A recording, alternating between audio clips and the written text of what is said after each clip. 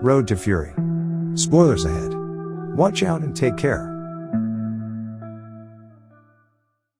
At the beginning of the movie, we see a large barren land. A young man named Jerome Holm narrates to us that he hasn't seen this land when it was green, but his father has. Years ago, it used to be home to several farmers who grew wheat and grains on it. However, after drought struck the land, not a single plant has been able to grow. Most of the farmers left the place, but Jerome's father, Ernest, hoped the land would be green again. He still believes that it just needs some water. But in this world, people kill each other for water. In the first scene, we see two muggers trying to break into a tiny house. Ernest catches them and kills the first one. The second mugger tries to convince him to spare his life, but is killed when he secretly takes a gun out. His son, Jerome, insists he could have helped him. The house the muggers were breaking into has an old water pump that stops working when Ernest tries to use it.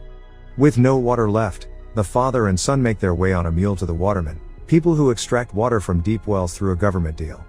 Ernest exchanges supply with those people for water.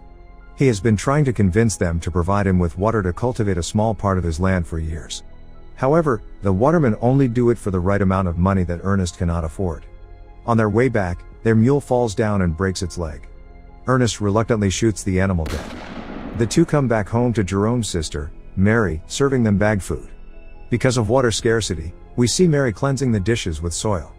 The following day, Jerome and Ernest visit Sam Lever's auction house to get something to replace the mule who died. There, a robotic carrier machine called the Simulate Shadow, Sim, catches their eyes. Ernest wins the auction against a man named Flem Lever, who also happens to be Sam's son. Flem is having an affair with Mary, unknown to Ernest and Jerome. The two then go to meet Jerome's sick mother, Catherine Holm. She lives in a nearby hospital where she can walk while wired to a special frame. Since the frame is too expensive, they cannot bring her home. Jerome spends his time with his mother that day. Ernest and Catherine kiss goodbye and separate. On their way back, Ernest and Jerome stop at a gas station. We see Ernest take a gulp of petrol after pumping it into his vehicle. The two encounter a couple with a young baby, begging for water. The father, Robbie, wants to sell the baby because they cannot afford to take care of him, but Ernest advises against it and tells him that he'll help them with water. Robbie knows of Flem and Mary's affair, and hints Ernest towards it. At home, Ernest confronts Mary about her sneaking out frequently, but she claims that it is her freedom and tells her father that she hates him. She tries running away, but Ernest locks her in her room and nails her windows shut.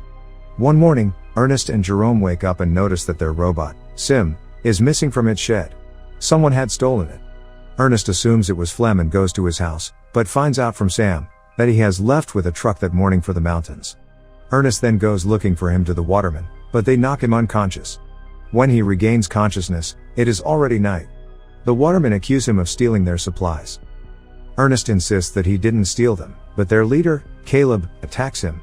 They fight for a while, but Ernest manages to get his hands on his rifle and run away from there.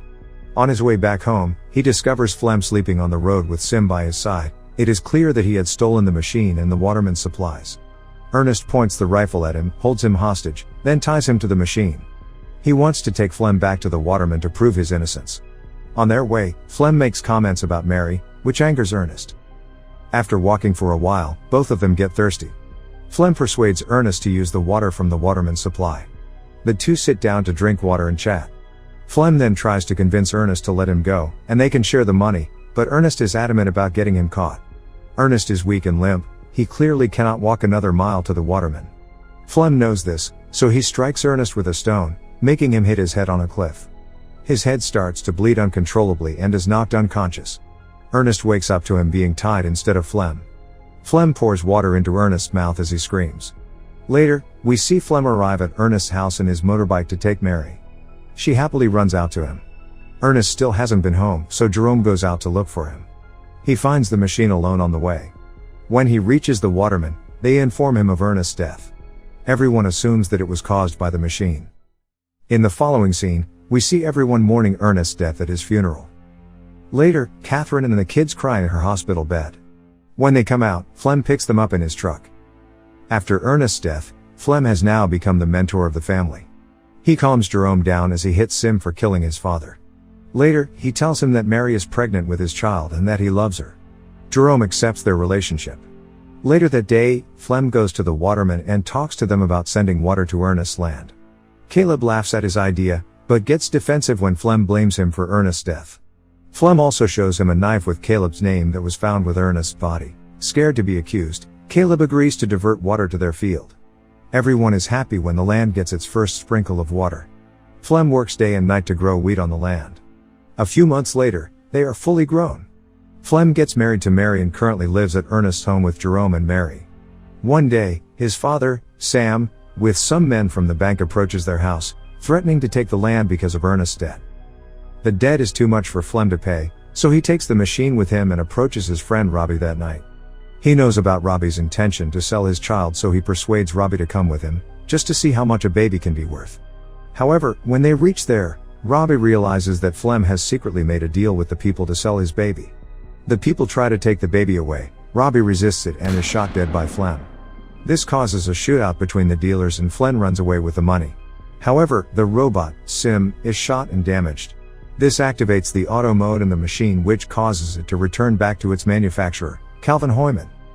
The following day, Flem pays the bank from the money he sold the child with. Jerome assumes that the money came by selling Sim, so no one suspects anything.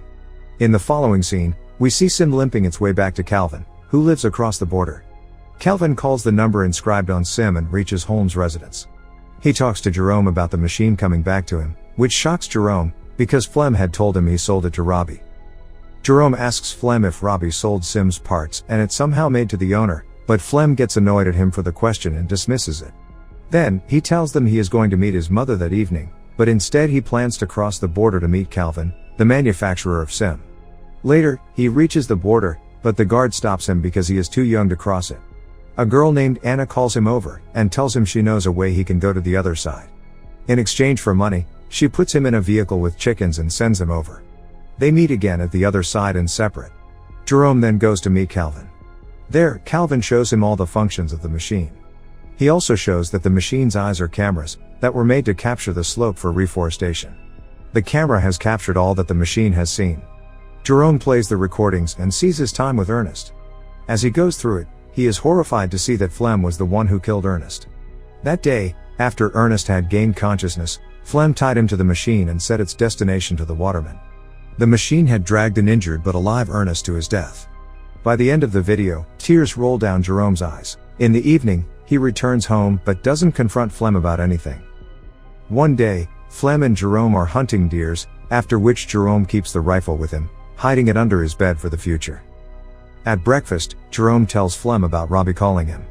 Flem is surprised and accuses Jerome of lying, because he knows Robbie is already dead.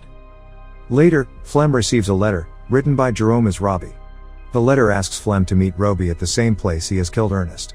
He is confused by this, but he decides to find out whether Robbie is still alive. Later at night, Flem tells a pregnant Mary that he has to go out to sell something.